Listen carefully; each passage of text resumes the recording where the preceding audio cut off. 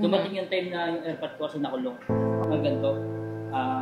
Para mag-start kayo na hindi kayo saktan, huwag na kayo magbasa ng comment. Sa madiskating tao pa rin na malungkot. Saan ka masaya, yun ang suporta mo sa sarili mo.